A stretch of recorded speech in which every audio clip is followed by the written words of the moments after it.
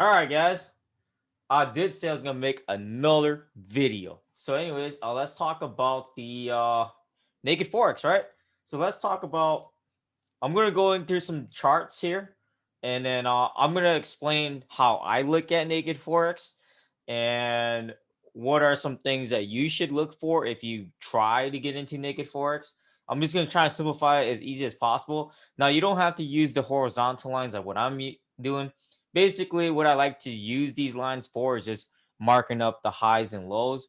And I usually just mark up the highs and lows based on previous resistance on the daily chart, which is right now, or on the 4 hour or any chart that you want to look at. Now, obviously, when you go down from 15 minute to 1 minute, I wouldn't really highlight as much because those candles are moving so fast. So, with that being said, I'll start with the daily chart and work down.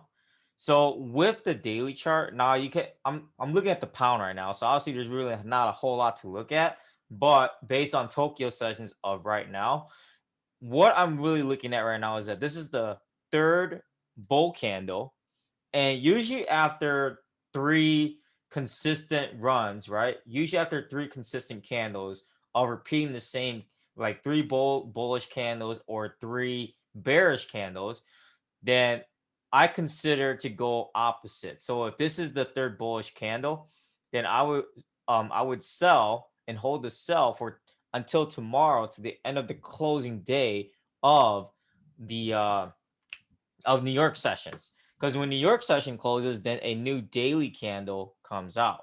So that's how I justify my way. Now, obviously, based on this, it gets tricky because you can see that they did try to shoot it down, but then it came back up.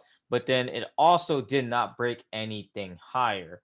And what I mean by that is that it didn't break the higher price, back here previously. And there's a lot of resistance here, right? At the 140 price. So you have to look at where price is at right now, right? What happened previously on this daily candle that closed out. So the daily candle closed out at 139. What do we do with there? Well, what I just said before, I'm going to place a sell. I'm going to hold the sell and hold it back down. Let's see here. Now, I'm going to hop into the 4 hour here, and it's going to be different, right? So based on the 4 hour, there is just so much consolidation from these previous candles here, okay? From 139 200 and all the way down to 138. Well, yeah, we'll just round it down to 138 200. So you're looking at, 1,000 pip range right here, right? And with this range here, you're looking at to see, okay, what are we going to identify, whether we're going to buy or sell, right? That's the most important thing. If you're going to buy it, then how much are you buying it for, right? How many, you're going to do one lot, two lots, five lots, 10 lots, 20 lots, 1,000 lots, whatever it is, right? Or even just a micro lot. And you want to hold the buy, right? And you want to hold the buy. But the biggest problem is if you hold the buy, is it going to come back and retest 140? If it doesn't, then you're losing money. Same thing if you were to hold a sell. Now, the reason why I would hold a sell is because it hasn't come back to retest the previous high. Also, there was a lot of wicks here at the 139 200. So I'm breaking it down as simple as possible for you guys. Like I said, don't get too caught up on my two horizontal lines that I have right now. I just like marking up the highs and lows of previous resistance and previous structure. So that way I have a bigger gap of what I want to work with. Now, you don't have to do that. It's just totally on you if you want to follow what I'm exactly doing. And I'm going to hop down to the 1 hour here so we can break down some more math. Now, it's going to get a little bit more consolidated structure here. So notice that my horizontal lines have not moved. Now, what I'm going to highlight again is, right, previous resistance. This was 139 300 and then down to 138 300. So this is a little bit more defined, right? 139, right? 139 3200 and then 1.383000. Okay, off the low and off the high here. With this structure, just looking at consolidation, right? We're not really seeing a whole lot going on. Now you have to ask yourself, is it worth scalping the markets? Me at this time, I seriously would not waste my time scalping the markets at this time. Usually, like I said, the pound doesn't really do anything there in Tokyo. So obviously, this isn't the best pair to talk about, but I'm just giving you guys an insight on what to look at because this week has been nothing but consolidation.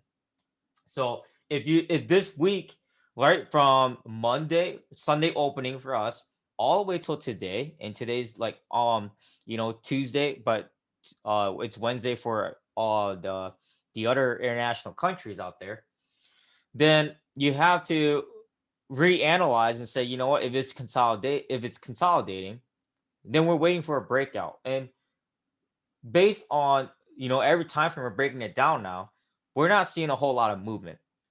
And so if this is what it's going to be for the next couple of days till the end of the week, then you have to justify not swinging and justify on scalping. And you have to you have to be a little more specific on what time frames you can do if you're going to scalp. Based on the pound here, I would keep the 1 hour and I would hop straight down to the 15-minute. Reason why I like using the 15-minute is because when there is a massive move on the 15-minute, it's going to break out of the structure pretty big, pretty massive. And with that, you're looking for false breakouts also with breakouts that are going to close out even higher or lower. And that is the biggest thing you need to mark, right? You're going to have to start marking your zones here. So I'm going to highlight this again, all the way down to this, right? 138.3, 139.3. So notice that even numbers, right? I would have to say very, very rare will you ever see odd numbers at the end, like a one or like a three, whatever. So with the setup here, now we're looking to see if it's gonna break above 139.3 because there's just a lot of resistance here previously, or it's gonna break below 138.3. Um, where there was support down here. Okay. What's gonna get tricky is that you have to understand if it's just gonna keep doing this for the whole week, then you're not going to get a whole lot on you're not going to get a whole lot of pips on the pound. Okay, the pound does pay a lot more than any other currencies, but you have to also analyze and justify what your direction is if this is what you want to do with naked forex with price action candlesticks, right? So just a quick video here for you guys. I broken down from the daily to 30-minute chart for you guys. Now it's totally on you to reanalyze it for yourself. Obviously, today's Tuesday night here for USA, but it is Wednesday morning, right? Wednesday for Japan and China and all the other countries out there that are open, right? During Tokyo sessions. So best bet is to wait till London to see what kind of movement there will be, so you can find a direction within the first hour of London, and then from there we'll see if there's any fundamentals are going to play out. So you have your technical analysis, right? And then you have your fundamentals that you have to be aware of when news are going to hit. And then, like I said, I already given you guys the highs and lows and a consolidated structure here on the pound from the 30-minute and back to the daily chart.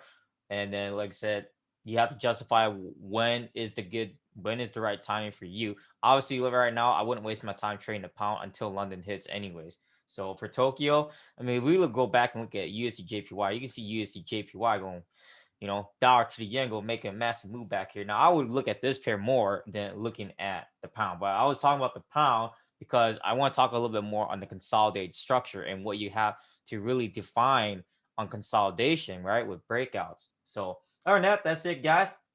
Peace out.